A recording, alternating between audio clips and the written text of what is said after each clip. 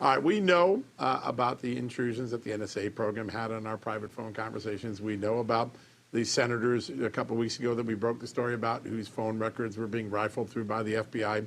8 senators, 1 House member, all Republicans.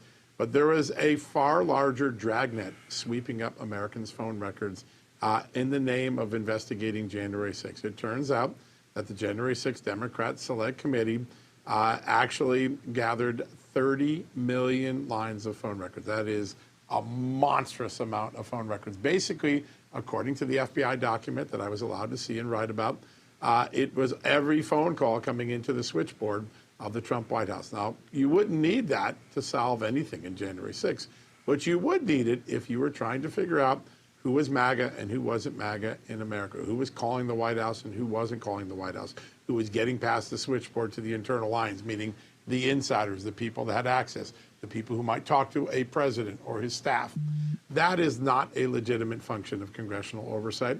But Congress used a subpoena, and the phone companies just burped them up and turned them over. 30 million lines of data. I think this will become one of the greatest civil liberty stories that we've had in our lifetime, because now we know it wasn't just 8 lawmakers. It was a monstrous body of documents, basically looking at anyone that was having contact with the Trump White House. Now, let's take it a step further.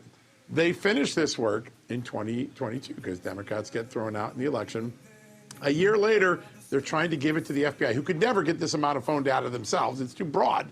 And they're trying to slip it to them on the eve of the 2024 election. That is not only civil liberties, it's a politicalization of your and my phone data.